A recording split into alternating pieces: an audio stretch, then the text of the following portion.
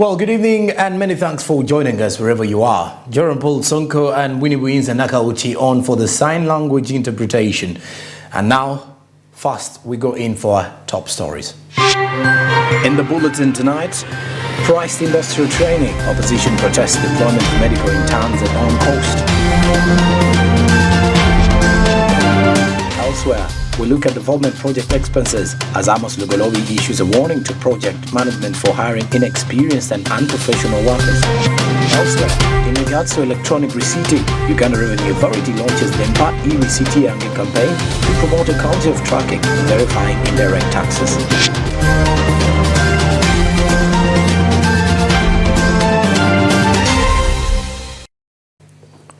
All right, now we start with the price industrial training. Parliament has expressed detest over the stalling medical interns crisis, whose deployment is still dependent on the ever-challenging funding. Office of the Leader of Opposition has, in a similar move, protested the decision by the Ministry of Health that prompts the pre-intern medics to pay for internship.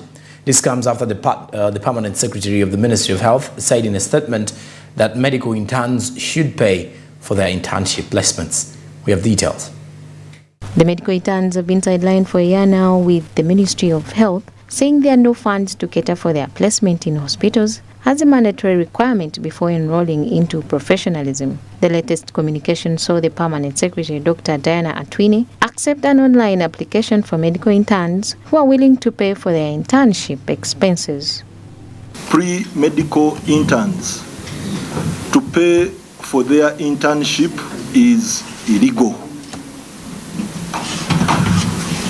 On this 8th day of June 2023, we draw your attention that yesterday, 7th June 2023, the Senior Public Relations Officer, Ministry of Health, issued a press release which confirmed earlier media reports to the effect that the Permanent Secretary, Ministry of Health, had guided that pre-medical interns who are willing to pay for their internship should apply online to avoid further delays. The guidance is discriminatory and a blatant violation of Article 21 of the Constitution of the Republic of Uganda. I would like to state that Ministry of Health has no powers to alter terms and conditions. According to the lawmakers, it is shocking for Ministry of Health to take up such a decision well knowing that most of the interns cannot afford to pay for their internship placement. The law stipulates that government shall cater for the training practice of people in that category. We heard with shock about the pronouncement of the PA's Minister of Health urging our interns to pay for their own work. And this is an indication how Uganda is moving. Yesterday, the president was bragging that the economy of Uganda is moving very far. The president was emphasizing that we are performing well. But to me, I really look at it that Uganda is going backward. We are deteriorating every now and then. As you know, the interns have been at home, not paid. That has been emphasized. We produced the report from the Health Committee, and the Speaker was also very clear that the government should look for money for interns. In fact, even the Cabinet pronounced itself on this issue and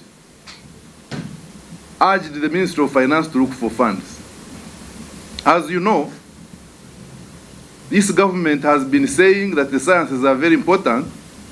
If you go to these big schools now and the other schools in A level, you find almost 3/4 of the students are taking sciences.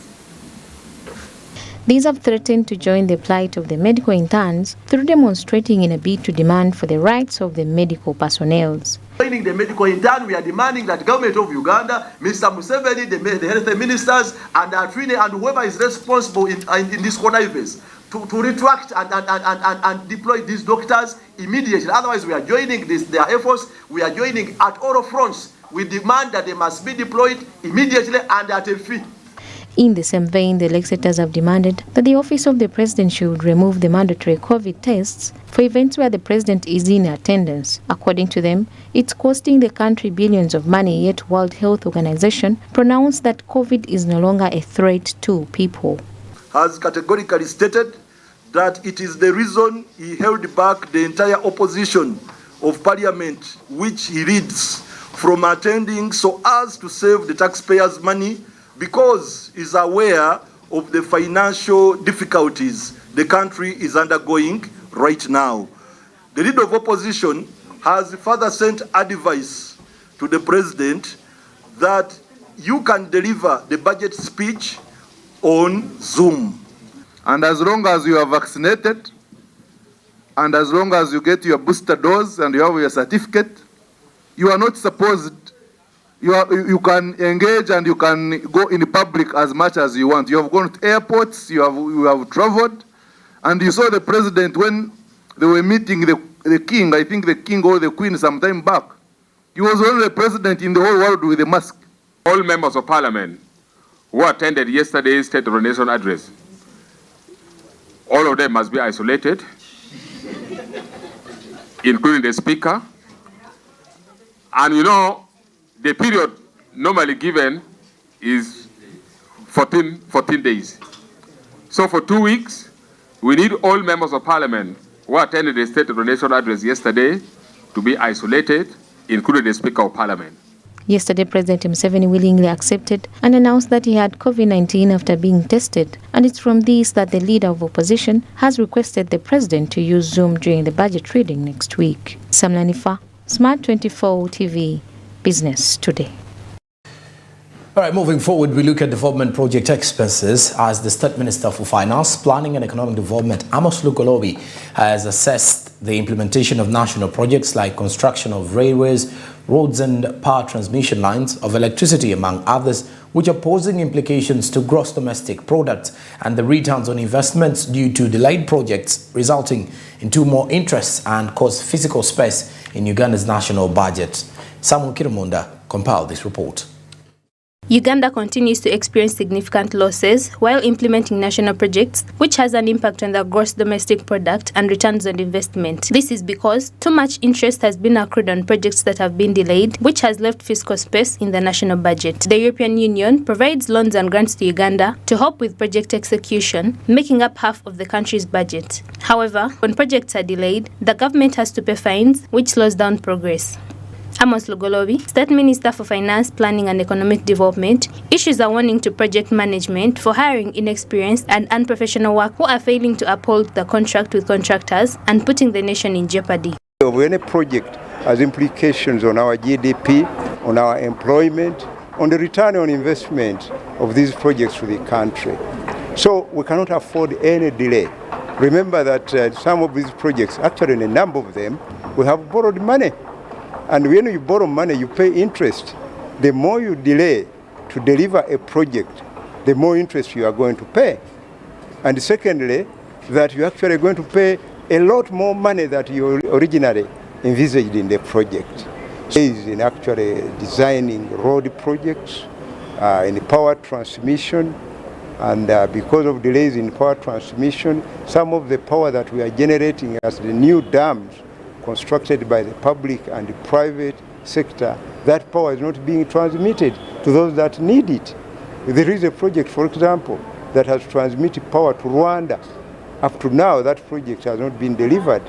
And the maturity period, I think, is almost being attained. The grace period elapsed a long time ago on account of access, right of way for this project. You know, we have these huge challenges that the country needs to address. Furthermore, Engineer Irene Natabi, President of the Project Management Institute Uganda chapter, reveals that there is significant challenge in infrastructure projects such as roads, public schools and hospitals, among others, but they are continuing to train better professionals to meet the project deadlines. How can it support us to execute projects? And you find that most of the artificial intelligence will help us in the stages of the project, such as the planning phases, the initiation phases, where you need data to come up with the kind of work that is going to be done, where you need information to come up with your business case that shows the benefits of a project as it is being initiated. However, the issue of AI does not remove the importance of having the right people skills to execute projects, and that is also an area that we cover as project management professionals. Uganda loses $300 million, 1.1 trillion annually, due to poor execution of projects, inefficient infrastructure spending in regards to underpricing, to get contracts and inability to complete projects within the costs and schedule. Samuel Chirimunda compiled this report. And now we talk matters electronic receipting. The prudent tax revenue mobilization remains a major component to Uganda's resource envelope. So Uganda Revenue Authority has in such regard launched an electronic receipting platform, Mpa e-Receipt Yange, to track and verify indirect taxes on purchases meant to be remitted to government. The attempt intends to address the growing debt stock compounded by both domestic and external borrowing. Pedersen Mumbere reports. To have a decent revenue collection in Uganda, Uganda Revenue Authority launched e-free system where there is issuance of receipts. However, the uptake of e-free system has been down. That's according to the information from Uganda Revenue Authority. And now today, the same body has launched Mpa e-Receipt Yange. In this, it means that every time you go to any supermarket, it's your responsibility to demand for your receipt. If you don't demand for your receipt, that means you've been cheated of your tax and will not be reflected from the Uganda Revenue Authority. E-receipt is an evidence that that particular transaction you've handled, whether a service, purchase of a service or purchase of a good, has actually paid VAT. So we want to appeal to all our consumers, wherever you go, try and ask for an e-receipt. And once you get it, upload it on this app of Mpa e-Receipt Yange campaign, and that will give you a chance to win. Now, the uptake of e-frees has been low, mainly for two reasons. One, the people who are supposed to ask for this receipt, the consumers, have not been sensitized, and this is what this campaign is about. According to the value-added tax gap analysis 2009, 2010 and 2016-17 authored by Economic Policy Research EPRC centers, the compliance gap, that's the difference between the actual revenues collected and the potential revenues that could have been collected, is in the range of between 30 to 39%. The Commissioner General of Uganda Revenue Authority says that the current collected taxes monitored using e-frees contributes about 15% of the total collection, adding that if this system is rolled out comprehensively, government can collect more than that. VAT, the tax head which we monitor through this technology, contributes only about 15% of the total collection we make.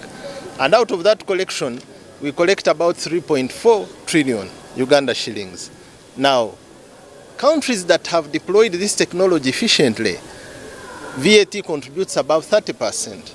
Even countries within the East African region who have deployed this technology effectively and who have a similar tax rate of 18% for VAT, like we do, they collect about 30%. So that tells you what we could be losing. If we are collecting about 3.4 trillion without the technology and we are only collecting 15% of the total collection, if we effectively roll out this technology, we'll collect double. We, in partnership with URA, of sensitizing our members to make sure they comply. The Uganda's public expenditure is growing at a faster rate due to the need to finance her national development plan with the goal of attaining high middle-income country status as envisioned in the Vision 2040. Stakeholders therefore say that there is a need for tax compliance to have a robust tax collection strategy to reach the country's need and lower the burden of borrowing. Need this just because to have one, as Ugandans, they need probably to elevate their revenue collections. You see, revenue collection is not an individual interest, it is a national interest. And as we are struggling with the budget, whereby like a lot of money is being lost within other tax payers that are really evading tax, probably the Mpari City Yange will reveal the actual revenue, the actual performance of the economy. It improves that compliance level and accountability. So as you can see already, we have that program of sensitizing our members. We are fully embracing this initiative and we just encourage our traders to embrace compliance. According to the Minister of Finance, the core objective of domestic revenue mobilization is to improve revenue collection, lifting Uganda's tax to GDP ratio to between 16 to 18% within the next 5 fiscal years. This will bring Uganda closer to its theoretical potential and exceeds the target of 16% to GDP ratio as set out in the National Development Plan 2. Pedson Mumbere, Smart 24 TV, Business Today. Elsewhere, government is taking significant steps to combat pressing issues of child labor, which has been intensified by the gripping claws of poverty. Initiatives aimed at poverty alleviation and wealth creation are being rolled out, including a special grant for the elderly. In the fiscal year 2022-2023, a substantial allocation of 5 billion Ugandan shillings was made. And in the current budget for the 2023-2024, an additional 4 billion shillings has been allocated, aiming at breaking the cycle that forces children into labor. We have more details in regards to the awful labor statistics in the country. Child labor remains a problem in Uganda. According to the 2021 National Labour Force Survey, more than a half, approximately 10.4 million, which is equivalent to 67% of children aged 5 to 17 years, worked. The majority of working children, approximately 47%, are in bricklaying and stone quarrying, followed by 42% in agriculture and 11% in employment. Engaging with some of the children indicated as poverty has led them to do such hectic work. These make over 20 jerrycans of stones a day, where they are paid only 200 Ugandan shillings for each. Things to take to school, like they need 2 rooms and they remaining school fees. Yes.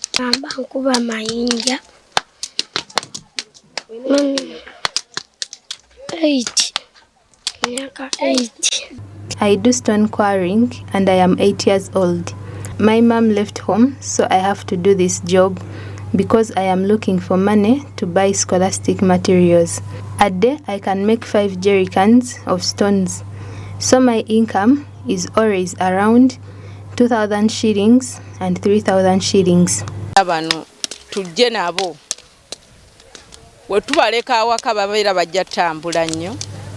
Leaving children home is not safe. So the other thing, when you come with your child to quarry, you double the number of jerrycans because they also have to look for money to see that we earn 10,000 shillings for school. Across Uganda, an increasing level of poverty has forced an alarming number of children into the grips of exploitative labor. Recent figures portray a grim picture, exposing the grave repercussions suffered by Uganda's most vulnerable citizens. According to a detailed study undertaken by the National Bureau of Statistics, child labor rates have increased by 35% in the last 3 years, and as a country, we must recommit to eliminating this vice. So it is therefore today we are reaffirming and asking the population out there that we must work together to balance and eliminate dangerous child labor. When you go to mining, where they mine, where they do fishing, majority of the children are there in the fishing villages, in the lake shores, working, supporting and selling. Mining, you find a lot of children in the mining areas. So we are saying this negative, dangerous child labor should be regulated. Regulations of 2012 outlaws the employment of children unless the Commissioner for Labor has given a license for anybody to engage children. So it's really an offense for anybody to begin to engage children without securing that authority from the Commissioner of Labor. According to the ministry, government has rolled out several wealth creation programs aimed at increasing household incomes, which will economically empower families and stop children from involving in child labor. These include a special grant for the elderly, where 5 billion was allocated in the financial year 2022-2023. And on this year's budget, additional 4 billion has been allocated, support through the parish development model and Uganda Women's Entrepreneurship Fund. A program which is called a special grant for the elderly. This is a grant that we give to people between 65 years to 80 years, those who are not yet getting SAGE money, because SAGE is paid from 80 years and above. But from 65 years to 80, we give them what we call special grants for the older persons to support them to raise income, so that even if they have their grandchildren with them, they will not subject them to hard labor. We also have under the PDM support for women, youth, persons with disability, but also in the ministry we have the Uganda Women's Entrepreneurship Fund, and now we have another financing to support women. While the battle against child labor remains an uphill struggle, government's commitment and allocation of resources reflect a promising step forward. It is crucial that these programs are implemented effectively, reaching the most vulnerable and marginalized communities. Naomi Mtumba, Smart 24 TV, Business Today. Well, now moving on, Indian airline Indigo has announced plans to add 6 new destinations across Asia and Africa in an international expansion strategy in early August that will raise competition against the players, including Kenya Airways, although trade interaction between India and Kenya is bound to flourish. Your details. Indigo, India's biggest airline and already listed on the National Stock Exchange, confirms addition of the 174 new weekly international flights between June and September 2023, including new destinations, routes and frequencies, Nairobi inclusive. From Mumbai Airport, the airline will launch direct flights to Nairobi, Kenya, Jakarta and Indonesia. Kenya has been determined to enforce itself as a powerful tourist destination for foreign visitors. Aviation routes between the two countries has, however, been a limitation. Currently, Kenya Airways will ply Mumbai and Delhi in a move to improve trade in pharmaceuticals, steel, machinery and automobile activities involving the two countries. India and Kenya have growing trade and commercial ties as exports to the Asian economy is estimated at $89.6 million.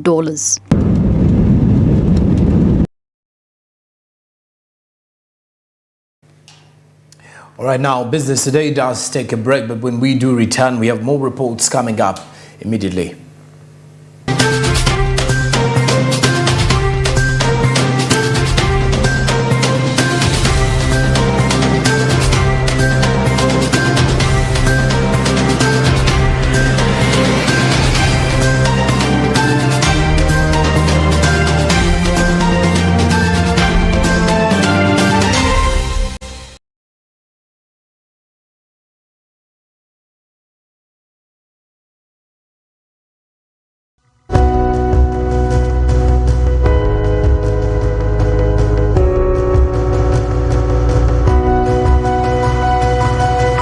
Smart 24, driving business. Cooking oil like no other makes your meal so sweet and scrumptious. The taste of Uganda, yeah, the taste of Uganda.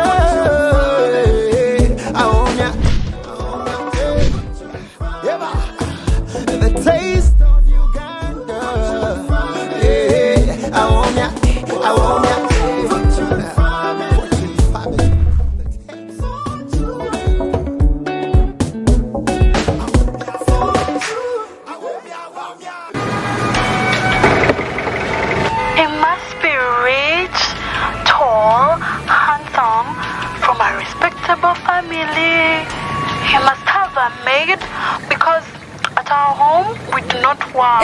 Conductor Masao. Owa, obadde olobye ku ssimu. Yamunange anti yo TV enkolera. Nyumirwa omulembe omupya ogujjudde ebisanyusa omuli emikutu gya TV egisukka mu 8 n'egya radio nga kw'otadde ne zifirimu ng'osinziirira wonna w'oli. Genda mu App Store oteeke app ya GOTV channels ku ssimu yo olwo onyumirwe ennaku 3 ng'olabira bwereere ewatali kozesa data. GOTV channels.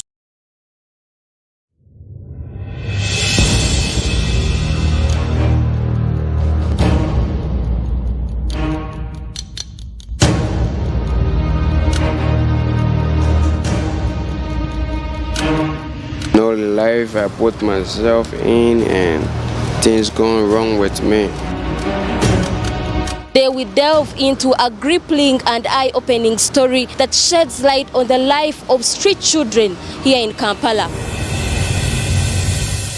These street children possess a resilience that challenges our assumptions. Normally come here in the bus terminals. We see them coming to the bus terminal at around 8 to midnight, bringing things, sending to their people in Karamoja, Kapong, Kotido. But for them, they don't use the buses.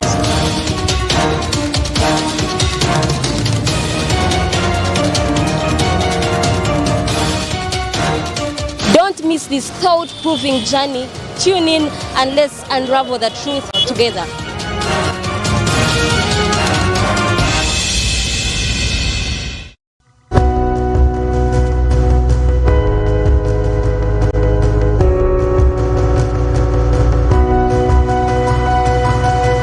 Smart 24, driving business.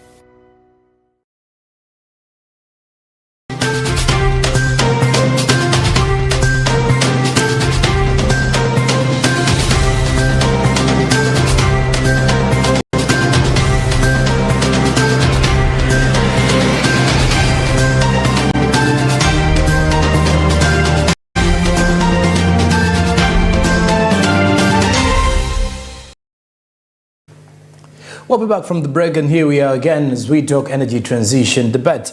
The civil society organizations have engaged in discussion with officials from the Ministry of Energy, plus the Uganda National Oil Company, to gain insights into the energy transition discussion as Uganda's oil sector simply emerges.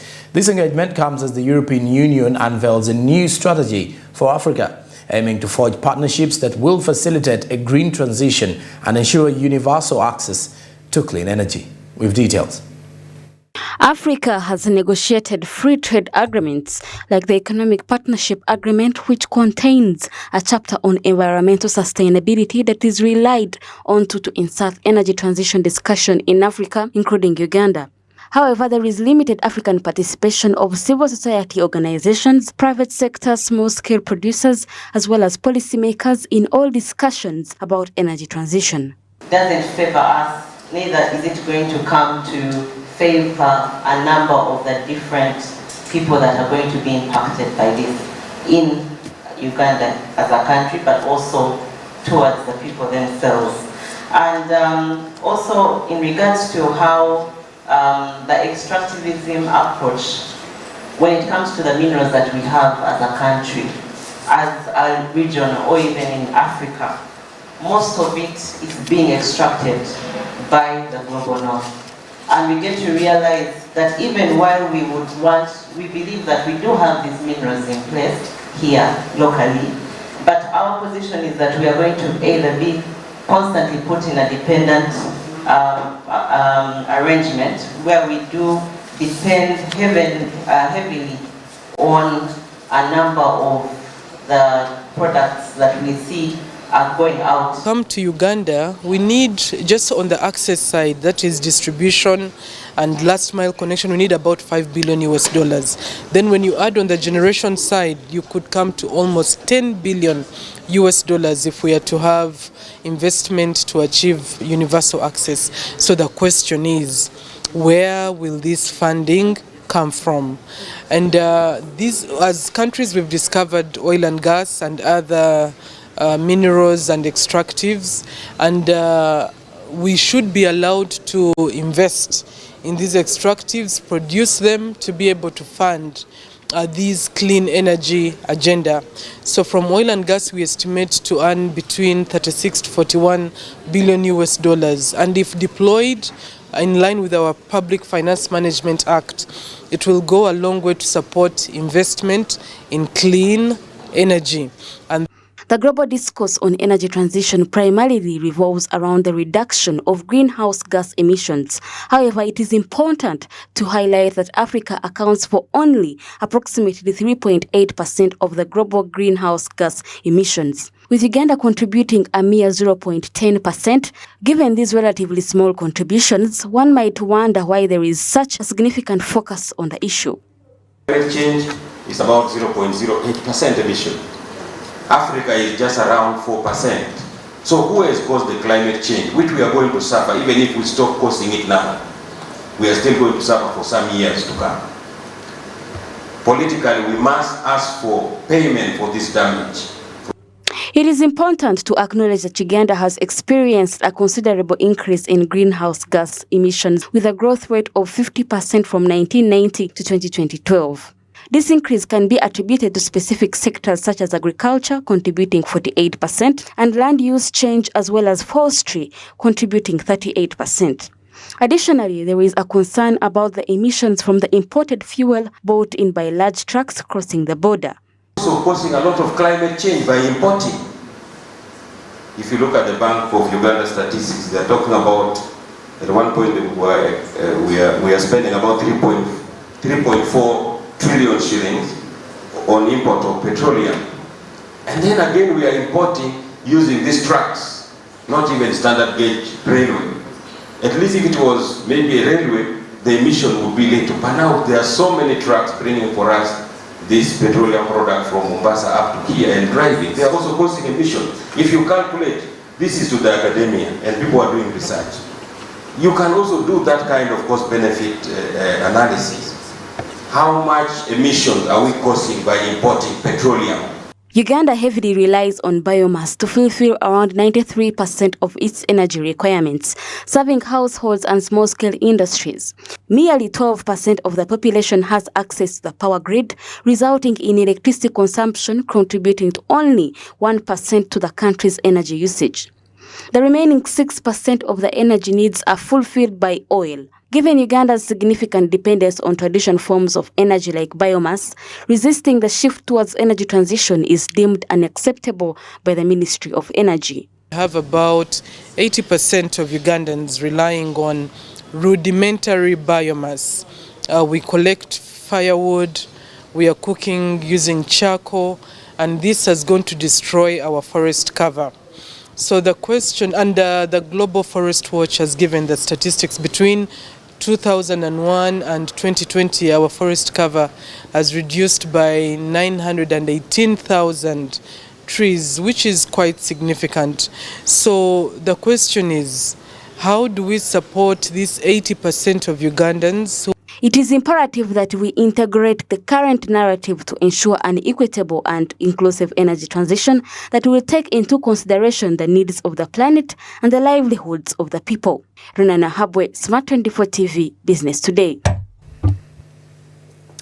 Now, moving on, we talk city public procurement, as the leaders of Kampala City have asked procurement officers to exercise due care in the execution of their services in response to the recent media reports of the delayed service delivery by KCCA, which the authority attributes to the slow pace at which contractors handle their projects.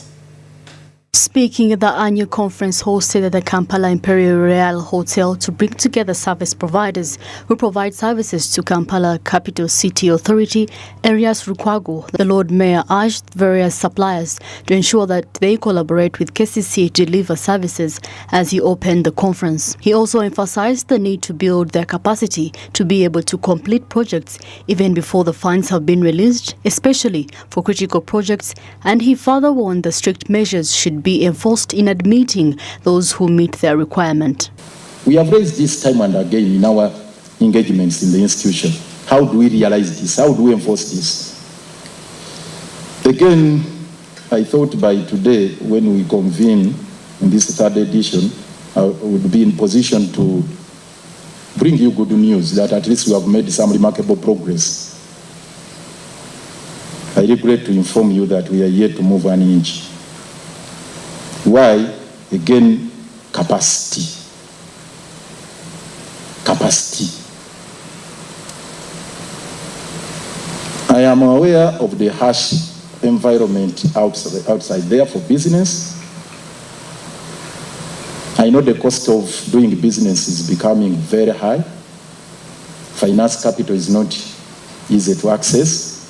He also gave advice to local suppliers on the best business models, advising them to stop using sole proprietorship and think about bringing multiple partners to be able to gather their necessary resources to win tenders. He also blasted foreign companies that use agents to conduct businesses in the nation as being the reason some projects have been delayed because they cannot be interacted with directly for accountability. Out of the box. Be as innovative as possible. These groups you are seeing, the seven, this China 8, China Railway, China what, you see the word group. Many of you, the local suppliers, the local companies, you are sole proprietorships. Some of you have been struggling to pay rent. Many of you are middlemen. You get a contract to supply a stationery, you run to Nkrumah and ask those who own plants there and what. You can't do business with cases here like that. Meanwhile, Kawiye Chofo-Togabie, the State Minister for Kampala, outlined the 3 key pillars that will aid in streamlining processes for the KCCA vendors. He emphasized the important factor which is relevant for post-production, which is sustainability, highlighting the poor performance of contractors that fail to complete their projects, drag the authority through the courts, but then wish to request additional work from the same organization. Complications. Imagine, how can I give you a job and then tomorrow, instead of appreciating me, you take me to court to pay a penalty? Honestly, you are aware of the 7 billion case now we have. And this is coming from our contractors. Is that how you appreciate people? Wajama, that is bad. And then you want me next time, now I'm bringing the Greater Kampala Metropolitan Urban Development Project. You know, and I know next week I'm in Parliament defending it in the committee. And today you are charging me, then tomorrow you want to ask for a job. I'm watching.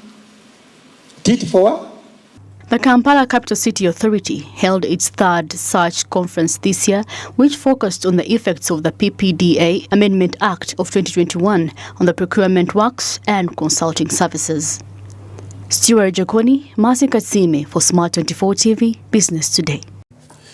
All right, and that's it for Business Today. But as we are signing out, let's first of all rerun our top stories.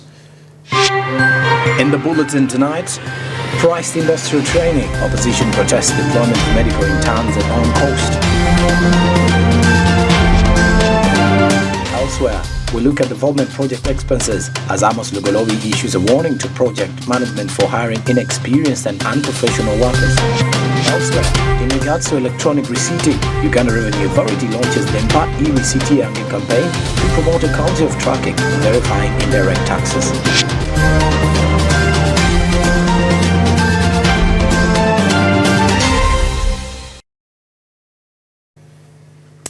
And well, many thanks for being part of the Bulletin tonight, and wherever you've been catching us from the entire newsroom, production and the editorial here at Plot 42 Nile Avenue. Wish you all the best for the evening and a good night.